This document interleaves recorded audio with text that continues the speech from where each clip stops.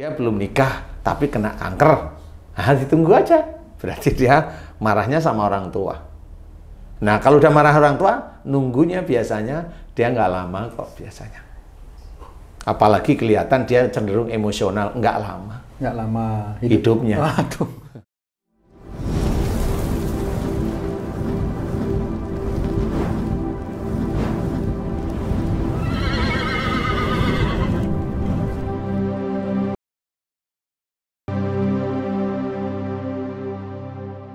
Bismillahirrahmanirrahim. Assalamualaikum warahmatullahi wabarakatuh. Waalaikumsalam warahmatullahi wabarakatuh. Para pemirsa dan sahabat beriman dimanapun berada, alhamdulillah kita berjumpa lagi bersama saya Atung di Ustadz Danu Official Channel. Apa kabar semua sahabat beriman? Semoga kita selalu senantiasa dalam lindungan Allah Subhanahu wa Ta'ala. Amin. Amin. Kali ini kita akan ngaji lagi dan nanti kita akan minta pencerahan dari guru kita Pak Ustadz Danu yang sudah hadir bersama kami di sini. Assalamualaikum Pak Ustadz. Waalaikumsalam warahmatullahi wabarakatuh. Alhamdulillah. Bang Haji, assalamualaikum. Waalaikumsalam Pak Tom. Sehat ya? Alhamdulillah. Alhamdulillah. Nah sahabat beriman, kita akan mengaji tentang dosa yang berhubungan nanti dengan satu penyakit kanker. Penyakit kanker, di mana penyakit kanker ini cukup mengerikan di dunia ya, karena obatnya juga jarang. Dan alhamdulillah nanti kita akan minta pencerahan dari guru kita Pak Ustadz Danu. Pak Ustadz, mengenai dosa atau perilaku yang salah yang dilakukan terus-menerus bertahun-tahun yang akhirnya menjadi dosa di hadapan Allah dan akhirnya dimunculkan sebagai musibah kepada seseorang yang berupa penyakit kanker, Pak Ustadz. Ini kan penyakit yang cukup ngeri ya. Ada macam-macam kanker, pokoknya getah bening, ada rahim, ada juga payudara. Yang tingkat kematiannya tinggi. Tingkat kematian tinggi dan penyembuhannya juga sulit. Iya toh. Yang lebih spesifik mungkin kanker payudara ini banyak yang dihidapi ya, diderita oleh kaum ibu, baik itu muda maupun sudah lanjut usia, seperti itu Pak Ustadz. Mohon pencerahannya agar kami ini juga bisa belajar untuk memperbaiki akhlak ya Pak Ustadz, tauhid kami, supaya tidak terjerumus dalam musibah penyakit, khususnya kanker ini ngeri banget. Mohon Pak Ustadz. Ya. Bismillahirrahmanirrahim. Assalamualaikum warahmatullahi wabarakatuh. Waalaikumsalam warahmatullahi wabarakatuh. Amin ya rabbal alamin. Alhamdulillah. Memang banyak sekali, khususnya orang-orang Muslim dan juga orang biasa di dunia, belum memahami kanker itu dari mana. Menurut penelitian ada kanker itu dari sering makan sate, kanker itu sering makanan-makanan yang terindikasi ada bahan kimia. Kanker itu banyak sekali penelitian yang selama ini menurut saya itu belum bisa ketemu, karena kalau memang dari bahan kimia ya banyak orang yang mati sama karena makanan tersebut dikonsumsi oleh banyak orang dan rata-rata mengandung zat kimia. kimia. Rata-rata mengandung zat kimia. Okay. Ya. Nah, kalau saya adalah lebih ringan sebenarnya, yaitu kita mencoba menganalisa, bukan mencoba ya, ini sudah meneliti sih, alhamdulillah. Jadi sebenarnya kanker ini disebabkan dari buah marah. Baik marah itu yang disimpan di dalam dada, jadi udah berantem antara suami istri gitu ya, itu disimpan di dada, khususnya cewek ya, khususnya wanita, simpan terus, marah disimpan terus. Memang pada saat itu belum muncul kanker. Nah, menurut penelitian saya, kanker itu muncul itu nanti ada beberapa tahap dari umur si pasien. Ada kanker itu muncul pada saat di bawah umur 40 atau 45 sama di atas 45. Nah, kalau kanker itu mengenai seseorang anak di bawah umur 45 atau belum nikah mamanya ya, di umur 30 ke bawah karena belum nikah. Nah, kanker ini insya Allah disebabkan si adik yang terkena kanker payudara tersebut itu sering menyimpan marah kepada salah satu orang tuanya. Insya Allah seperti itu. Dan itu kalau memang ditanyakan beneran, dia akan jawab iya.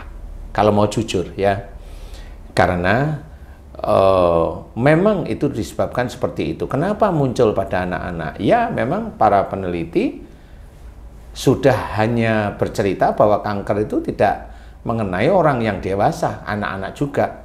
Oke, kalau kanker mengenai anak di bawah umur 30, kemudian di atas akil balik, dia berarti menyimpan marah dengan orang tuanya.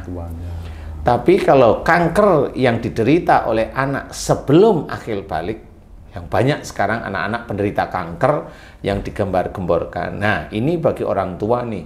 Kalau menginginkan anaknya jangan terkena kanker, atau anaknya yang sudah terkena kanker, kanker pada anak-anak yang sebelum dia akil balik, insya Allah itu disebabkan dari orang tua si anak tadi, sering marah atau menyimpan marah kepada kakek atau neneknya si anak tadi.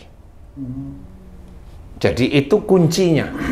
Makanya kenapa adik yang belum akil balik dia terkena kanker. Karena orang tuanya menyimpan marah dan atau marah kepada kakek atau neneknya si adik tadi. Dan ini belum pernah diteliti oleh orang-orang pintar, itu baik itu di Eropa, di Amerika, belum pernah. Nah, kenapa saya bisa bercerita seperti ini? Karena saya sudah sangat sering menerima pasien kanker. Baik itu anak kecil, kalau anak kecil mamanya ada yang kena kanker leher rahim, kanker serviks mamanya. Anak kecil SD, pasti kalau teman-teman yang meriksa, teman-teman orang pintar dokter itu pasti ngomongnya, ini anak ini sejak kecil sudah melakukan hubungan suami istri. Pasti begitu rata-rata. Padahal enggak, belum pernah anak kecil itu. Karena kalau udah kanker serviks itu pasti begitu. Kalau saya enggak. Kalau anak belum akil balik, ini orang tuanya. Kalau kanker serviks, saya cuma tanya, siapa di antara ibu atau bapak yang emosional ngomel kepada orang tuanya, kepada orang tua atau kepada kakek atau nenek si adik ini? Nanti ngomong, saya Ustadz. Nah, itu yang harus diperbaiki. Dan pada saat si ibu itu mau memperbaiki, meminta ampun kepada Allah, meminta maaf kepada orang tuanya, dan dia terus istiqomah dilakukan, si adik insya Allah kankernya sembuh. Nah, seperti itu.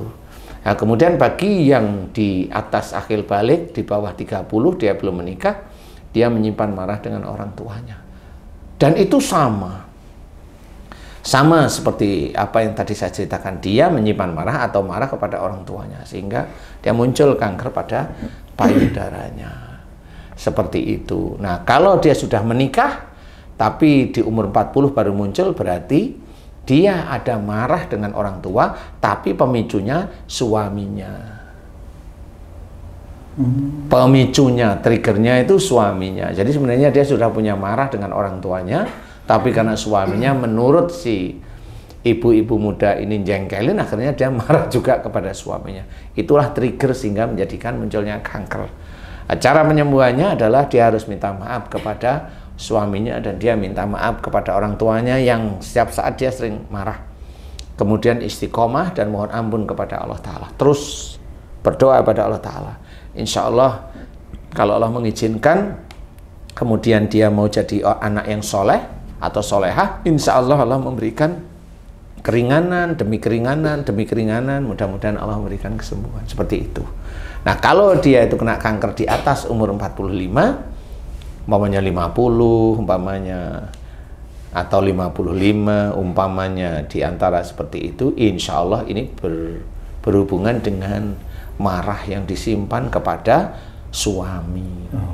Insya Allah persentase terbanyak atau terbesar itu pada suami, insya Allah. Jadi kanker itu adalah, kenapa itu bisa muncul? Sebenarnya Rasul itu sudah mengisyaratkan La taktab walakal jannah, jangan marah bagimu surga. Cuma orang-orang Islam itu nggak paham hadis tersebut, itu nggak paham. Pokoknya taunya nggak marah itu nanti masuk surga. Hanya itu aja. Tapi aplikasinya nggak ngerti yang nggak marah itu bagaimana. Umpamanya ada nih teman saya, umpamanya dia berusaha untuk tidak marah sama istri, umpamanya, atau istri berusaha tidak marah sama suami. Nih, suatu ketika si istri itu mau, suami istri itu mau ke ini nih, mau suntik booster nih ceritanya. Si istri itu ribut aja di situ, di puskesmas atau di mana ribut. Nah akhirnya suaminya nggak betah juga, jengkel. Nah kalau itu dilakukan terus-menerus, kejengkelan karena pikiran itu ada, bukan kanker istilahnya, tetapi bisa aja kena radang selaput otak. Nah, karena memang fokusnya kan lihat istrinya jengkelin, dia kan berpikir nih, nah itu nanti radang selaput otak. Nah, padahal biasanya kalau radang selaput otak itu kata orang-orang pinter, katanya itu berhubungan dengan orang tersebut itu kena HIV. Katanya, tapi kalau saya enggak lah, insya Allah enggak. Nah, itu juga berbahaya, makanya suuzon dilarang. Suuzon dengan marah nggak boleh. Berpikir dengan marah nggak boleh, nanti macam-macam. Kalau yang mengenai, maaf Pak Ustadz, yang payudara itu jenis marah yang bagaimana? Karena tadi marah yang berpikir akhirnya kena di selaput otak gitu. Kalau yang payudara menyimpan marah, jadi marah itu sudah disimpan, maksudnya udah mau diomongin tapi nggak bisa. Saya kasih contoh begini nih, nih. Umpamanya ada seorang nih pejabat nih, suaminya pejabat nih, ya pejabat otoriter, ada kaku, ada emosional, susah diberi masukan. Nah, si istri ini kan nggak kerja. Nah, karena si istri nggak kerja dan istrinya sendiri itu bukan tipikal yang halus, yang biasa, enggak. Tipikalnya juga emosional. Sebenarnya tipikalnya sama dengan tipe suaminya. Nah, kalau ada otoriter seperti itu, istrinya kan yang bagian yang tertekan dia biasanya. Tertekan dia dengan emosi, pokoknya si istri harus ikut suami, harus gini. Kemudian kalau suami dikasih itu enggak gitu. Nah, lama-lama dia nggak bisa mengembangkan unek-uneknya nggak bisa diceritakan. Dan itu sejak menikah itu seperti itu. Nah, suatu ketika di atas umur 45 baru Allah itu mengizinkan munculnya kanker payudara. Nah, itulah dia insya Allah diawali dari menyimpan marah kepada suami karena suaminya otoriter, kaku, sulit diberi masukan, ya seperti itulah akhirnya si istri yang emosional ya kena dia dampaknya. Salah satu contoh seperti itu. Kalau mamanya istrinya agak lebih pendiam, sama. Kalau mamanya ngasih tahu suami, ngasih tahu suami, Pak tolong ini, dia bilang iya, gampang, mamanya. Kemudian belum dikerjain, diingetin sama suaminya, Pak kok belum dikerjain, kamu nggak usah ngomong lagi kepada saya tahu kok apa yang saya kerjain. Istrinya diem nih, kan gitu. Suatu ketika sampai malam sampai ini nggak dikerjain juga, lah kan jengkel istrinya. Nah, marah ini disimpan. Dan itu kan nggak sekali dua kali persoalan itu terjadi pada suami istri. Dan itulah yang akhirnya karena apa? Nggak taunya memang diskusi nggak ada di dalam keluarga. Makanya salah satu kalimat, salah satu kata di dalam Quran, wasyawirhum fil amri. Musyawarahlah kamu dalam segala urusan dunia ini harus kita plot di dalam keluarga. Karena musyawarah inilah yang sebenarnya bisa menjadikan seseorang itu bisa terhindar dari kanker. Kalau dia bisa mengeluarkan unek-uneknya, suaminya itu bisa menerima dengan baik, dicari jalan keluar di dalam kehidupan sehari-hari, kan seperti itu. Nah, ini musyawarah dalam segala urusan ini bisa melepaskan unek-unek, sehingga yang di sini disimpan kejengkelan, kekakuan apa dan sebagainya itu bisa dia ungkapkan, bisa keluarkan, sehingga di sini tidak ada terjadi sesuatu. Istilahnya kalau boleh saya cerita, pada saat seseorang itu marah, biasanya orang muslim atau orang manusia itu jarang namanya mohon ampun kepada Allah Ta'ala. Habis marah itu jarang mohon ampun. Malam itu jarang mohon ampun. Mohon ampun itu kalau sudah tua, kalau sudah kena penyakit, nah itu baru mohon ampun, agak-agak serius. Makanya saya mengingatkan saudara-saudara kita semua, khususnya yang muslim itu, cobalah belajar untuk tidak marah. Belajar, karena Rasul juga menyuruh kepada kita untuk tidak marah. Disuruh untuk bermusyawarah, disuruh untuk lembut hati. Kan banyak cerita Rasul itu yang sangat baik, sangat indah perilakunya Rasul. Jarang kita itu bisa memahami bahwa akhlak Rasul itulah yang harus kita contoh, kita ikuti. Nah, insya Allah kurang lebihnya seperti itu. Kemudian untuk suami yang, maaf Pak Ustadz, itu yang otoriter seperti itu bentuk penyakitnya kira-kira apa Pak Ustadz? Nanti bisa aja kalau dia emosionalnya tinggi, bisa aja dia kena stroke. Wah, bisa. Emosionalnya tinggi kan, gila otoriter kan kadang-kadang diem nih, karena pejabat tinggi kan diem gini. Kalau dia ada masalah marah sih diem dia. Nah lama-lama pecah pembuluh darah, stroke seperti itu. Jadi jangan dianggap kalau yang seperti itu terus nanti aman dari penyakit. Enggak. Penyakit itu selalu mengintai jika seseorang atau manusia, bukan muslim aja, itu kalau dia keluar dari syariat. ada kesalahan. Ada kesalahan lah, jelas. Nggak mungkin Allah itu memberikan penyakit pada seseorang itu tidak ada dosa, nggak mungkin. Karena jelas awalnya adalah wa ma asabakum min musibatin fa bima kasabat aydikum. Apa saja musibah yang kau terima itu dari perbuatan tanganmu sendiri. Dan alhamdulillah atas izin Allah banyak teman-teman yang terkena kanker itu alhamdulillah diberi kesembuhan oleh Allah Ta'ala kalau nurut, kalau mau berubah, kemudian dalam tobat istiqomah, belajar untuk memperbaiki kesalahan, kekurangan, baik di depan suami atau di hadapan Allah, harus dikerjakan. Nah, itulah yang namanya berperang melawan hawa nafsu. Kalau berperang melawan hawa nafsu, itu nanti pahalanya bisa melebihi, insya Allah, melebihi perang Badar. Makanya sulit. Berperang dengan hawa nafsu itu sulit. Tapi tetap kita harus belajar. Ustadz, saya mau tanya nih.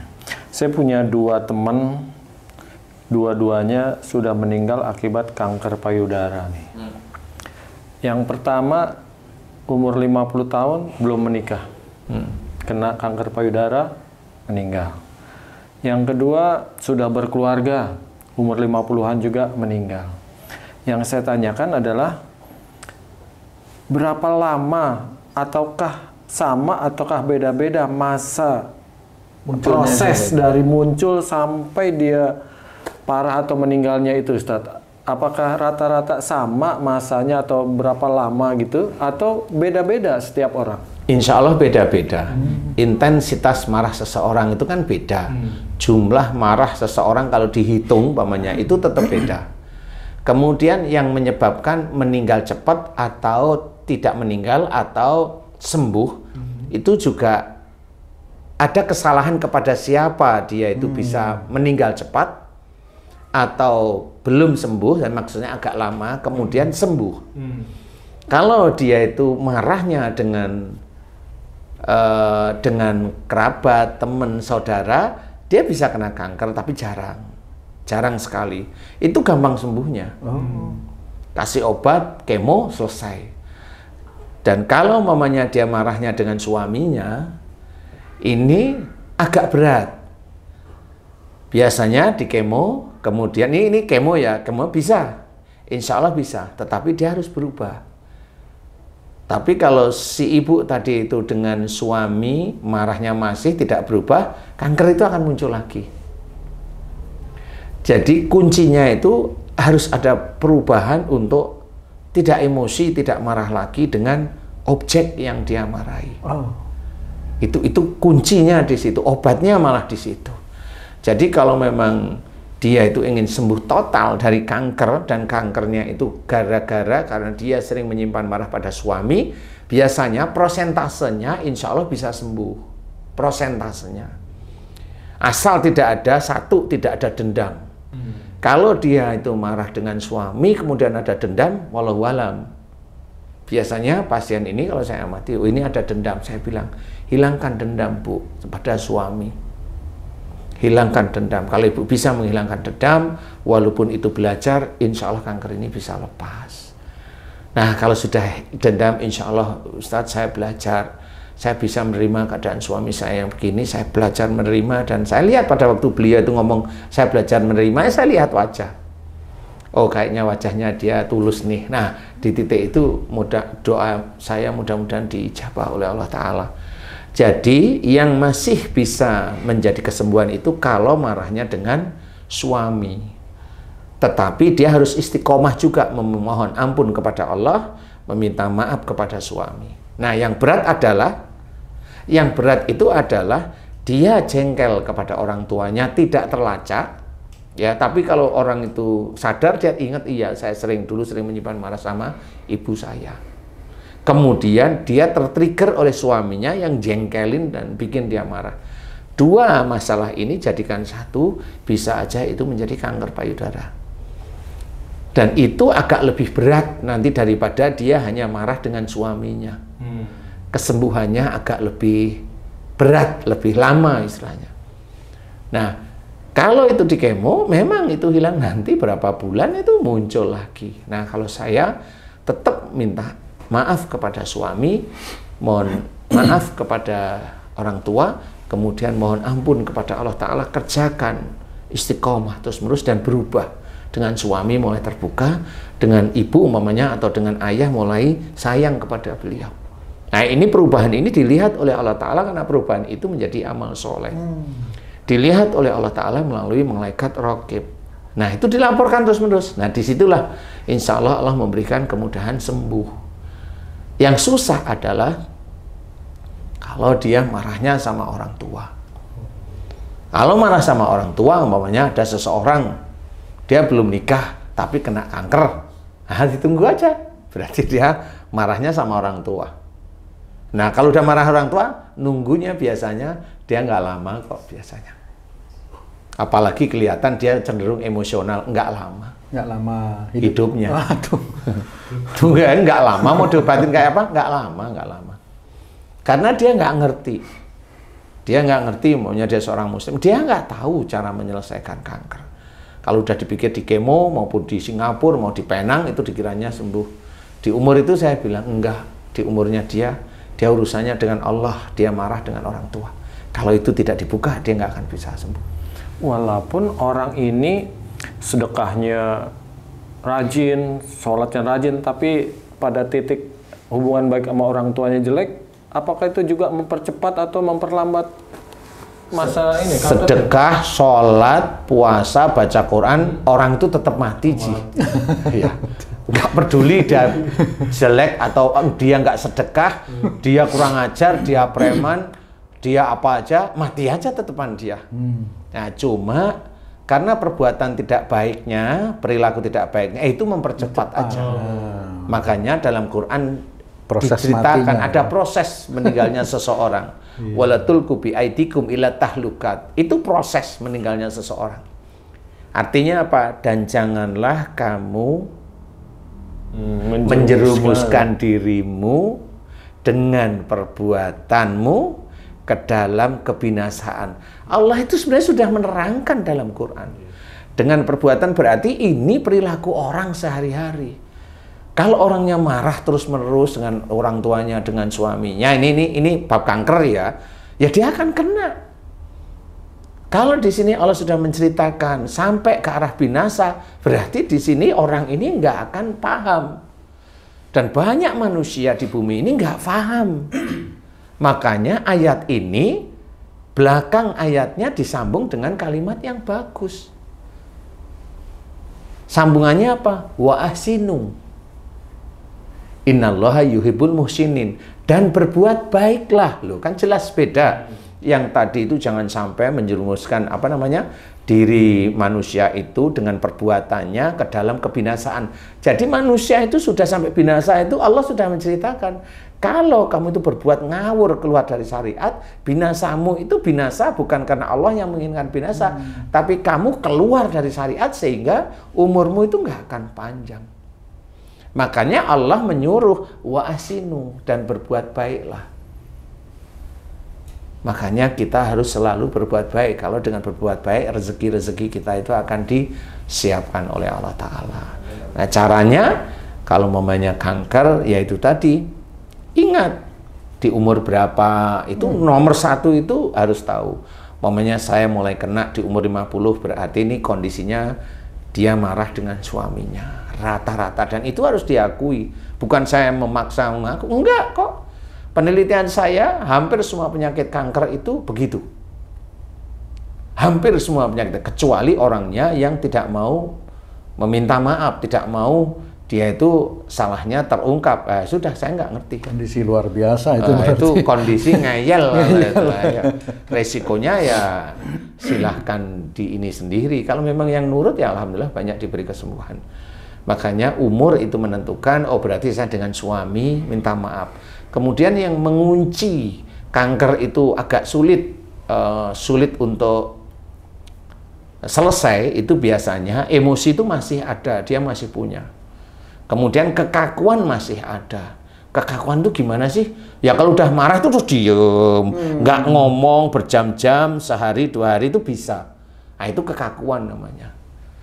Padahal dalam keluarga kan tidak boleh. Makanya Allah menyuruh kita sebagai seorang muslim, diceritakan dalam Quran, Qu anfusakum wa ahlikum naro. Jaga dirimu dan keluargamu dari api neraka, itu salah satunya itu. Makanya maksud dari ayat ini tidak hanya menyuruh anaknya hanya belajar agama, bukan di semua lini. Belajarin anaknya untuk belajar ngomong yang baik, memberikan pelajaran pada istrinya ngomong yang baik, memberikan pelajaran pada anak dan istrinya berakhlak yang baik, memberikan pelajaran anak dan istrinya mau menerima takdir Allah itu dengan lapang dada. Itu pelajaran baik, itu mencegah dari perbuatan salah dan dosa atau bahkan nanti masuk neraka. Itu tugas imam. Nah inilah yang harus kita ketahui. Ayo belajar bagaimana jangan sampai kita itu salah.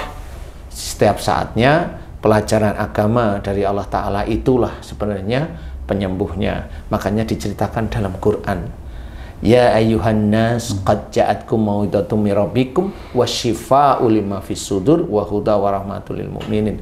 Ceritakan, hei kamu sekalian manusia, telah datang kepadamu pelajaran dari Tuhanmu, yaitu Quran. Quran, penyembuh penyakit di dalam dada. Di dada ada hati.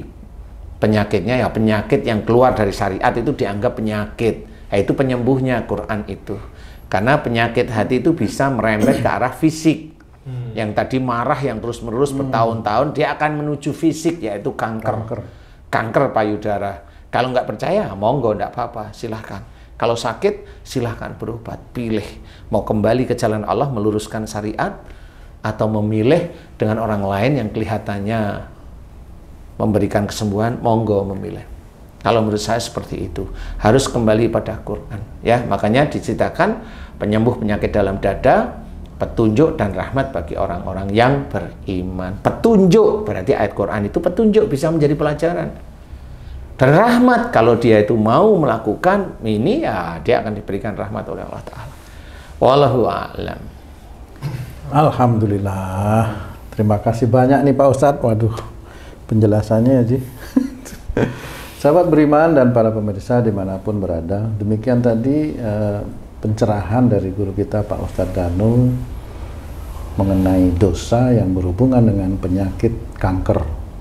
Kalau bisa saya garis bawahi, umur mempengaruhi, dan kemudian tingkatan orang tua, suami, dan teman-teman lingkungan itu juga mempengaruhi munculnya penyakit kanker tersebut. Seperti itu Pak Ustadz ya. Insya Allah. Mudah-mudahan apa yang kami perbincangkan kali ini, ngaji kami kali ini, pencerahan dari guru kita kali ini bisa memberikan banyak manfaat untuk kita semua dalam rangka meningkatkan keimanan dan ketakwaan kita kepada Allah Subhanahu wa Ta'ala. Terima kasih atas perhatiannya.